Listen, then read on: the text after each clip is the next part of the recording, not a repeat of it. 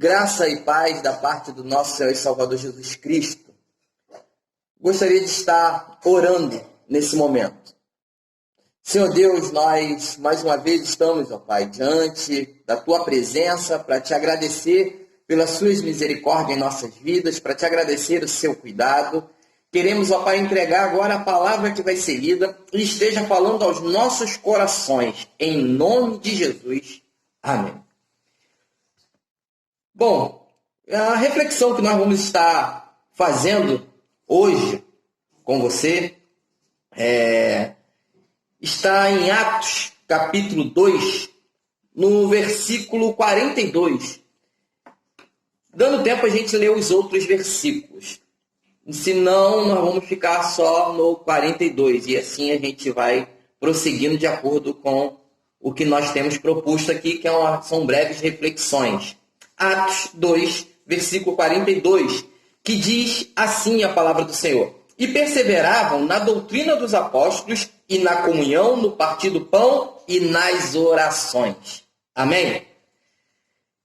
Sem muita demora, eu quero hoje falar com você nessa reflexão.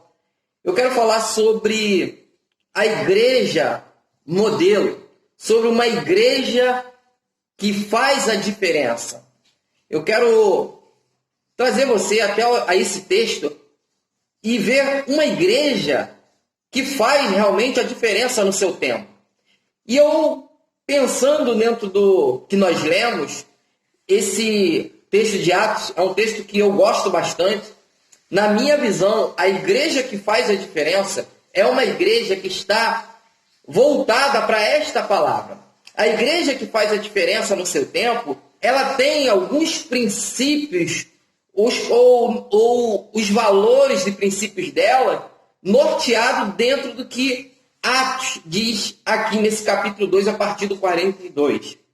E é normal, em tempos atuais, nós nos depararmos com vários tipos de igrejas, denominações, várias estratégias propostas, vários modelos propostos, e isso tudo acaba nos deixando um pouco até apreensivo em querer aplicar alguns modelos que são propostos para nossas igrejas de forma até sem tomar devidos cuidados, entendendo que alguns modelos, algumas estratégias que são aplicadas para algumas igrejas em determinadas localidades não vai se aplicar à igreja, de repente, onde eu estou inserido, a comunidade na qual nós estamos inseridos como igreja.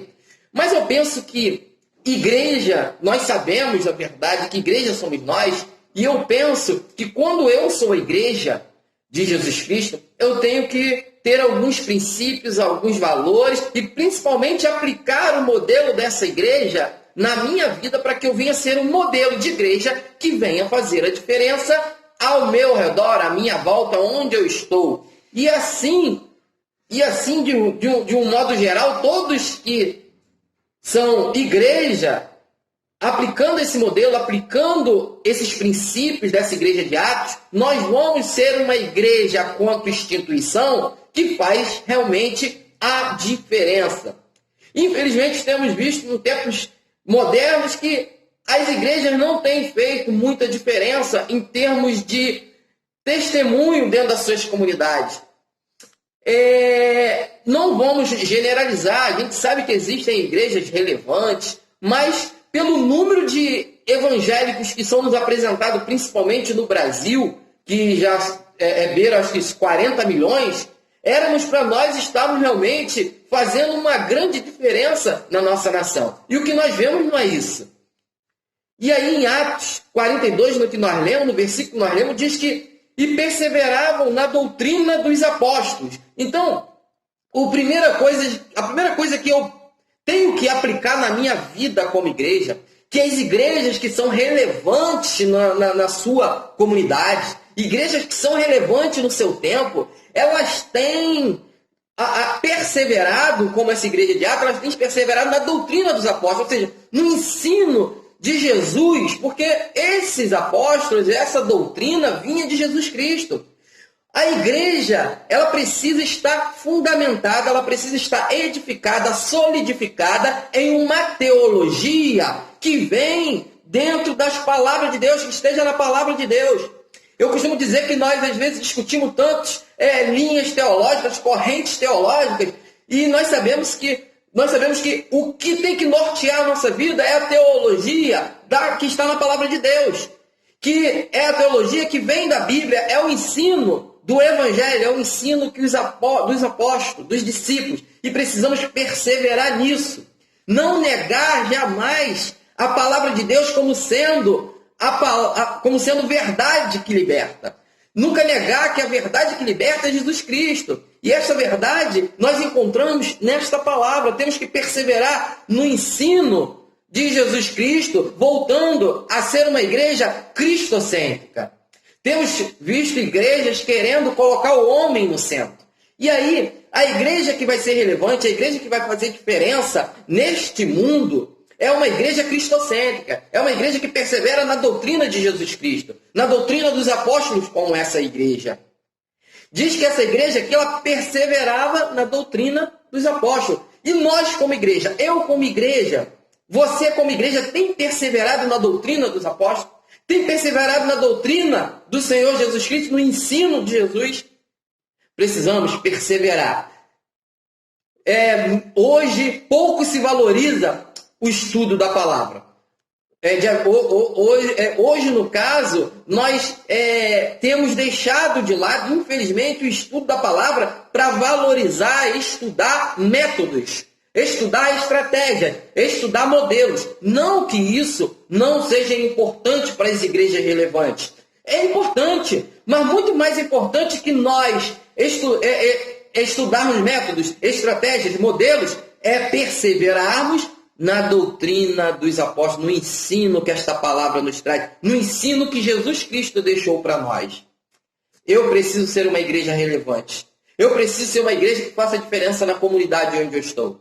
Como que está sendo você como igreja? Porque a gente só olha para a igreja como instituição e fala: a igreja, ela não está bem na comunidade, a igreja não está bem nessa cidade, a igreja não está bem perante os olhos dos outros, a igreja não tem feito nada, a igreja deixou de fazer. Você, a igreja, faça você a diferença. E assim, venha contagiar os outros para perseverarem nesta doutrina, perseverarem nesta palavra. E assim você contagiar outros a fazer também a diferença nessa comunidade, nessa localidade, nessa cidade, no estado e no Brasil e no mundo.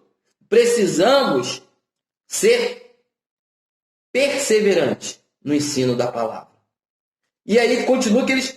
E na comunhão, no partir do pão e nas orações. Olha, na comunhão. Era uma igreja que se preocupava em comunhão. E essa comunhão, e diz, ó, na comunhão, no partir do pão e nas orações. E é interessante que hoje pouco se fala de cultos voltados à oração. Louvado seja Deus que nesse período de quarentena nós temos visto o povo realmente clamando, muitos clamando ao Senhor, muitos joelhos se dobrando, reconhecendo que precisam de Jesus Cristo. E aí eu fico pensando, as igrejas hoje querem fazer a diferença, as igrejas hoje querem ser modelos, igrejas hoje querem ser relevantes nos tempos atuais, com estratégias de nada contra, mas não é isso que vai fazer a diferença na vida das pessoas, mas com estratégias, com modelos de encontro, de louvorzão, de estratégia para ganhar o jovem, estratégia para ganhar o adolescente, modelo para trabalhar o jovem. Isso é importante? É importante, mas não é isso que faz a diferença na vida das pessoas. O que faz a diferença na vida das pessoas é quando você tem uma comunhão e as pessoas conseguem ver que aquela igreja vive em comunhão, no partir do pão e nas orações. É uma igreja que está voltada porque o Senhor Jesus deixou, que nós precisamos ter comunhão entre nós. Precisamos estar juntos em comunhão. E aí, o que nós vemos? Temos visto igrejas, infelizmente, que não conseguem se entender dentro dos seus arraiais. Não existe mais essa comunhão, não existe mais esse culto voltado para a oração. Diz que no partir do pão e nas orações. As nossas orações, ela tem que estar no mesmo propósito, na mesma visão. Qual a nossa oração como igreja hoje? Qual é a oração que a igreja hoje está carecendo para ser relevante? Eu creio que nesse tempo de quarentena, as igrejas hoje têm que se unir em oração, têm que estarem em comunhão, no partir do pão e nas orações em prol do nosso país, que vive um período difícil, que vive um momento político muito complicado, que vive um momento econômico muito ruim, e aí nós esquecemos das orações. Precisamos ser igreja relevante, ser igreja que faça diferença. Precisamos ser uma igreja que realmente venha impactar o local no qual nós estamos inseridos. Mas isso começa com orações. Precisamos estar juntos. E ele diz que aquela igreja, eles tinham o ensino da palavra, eles tinham comunhão e eles tinham orações, eles oravam. Quando a gente vê mais à frente, a gente vai ver, não sei se vai dar tempo, mas no 43, para terminar, diz: em cada alma havia temor, e muitos prodígios e sinais eram feitos por intermédio dos apóstolos. Em cada alma havia temor, e muitos prodígios e sinais eram feitos por intermédio dos apóstolos. Havia temor naquela igreja. Havia um temor a Deus. E os sinais e prodígios aconteciam. E não são sinais e prodígios igual são apresentados hoje, não. Pessoas estão procurando hoje homens para que sejam revelados alguma coisa, para que recebam profecias. Meu amado, volte para o ensino da palavra, volte a ter comunhão com os seus, volte a ter um relacionamento de oração com os seus e com Deus, volte a temer ao Senhor, que sinais e prodígios vão acontecer. As nossas igrejas hoje podem fazer muitos milagres, muitos sinais, se voltarem para Deus. Aquela igreja fazia as coisas acontecerem. Fazia milagres, sinais, prodígios, porque era uma igreja que perseverava na doutrina. Era uma igreja que tinha comunhão. Era uma igreja que orava. Era uma igreja que temia ao Senhor. E nós, o que temos feito? O que nós temos feito para ser relevantes? Qual tem sido a minha atitude nesse tempo para ser igreja relevante? Lembra de uma coisa, você é igreja. Como que está você? Você tem perseverado na doutrina? Você tem tido comunhão com seus irmãos? Você tem perseverado nesse ensino, tendo comunhão, oração, temendo a Deus? Queremos que os outros façam sinais e prodígios. Vamos atrás. Temos procurado isso. A igreja precisa voltar a procurar a palavra de Deus. Voltar a procurar ter uma vida de oração.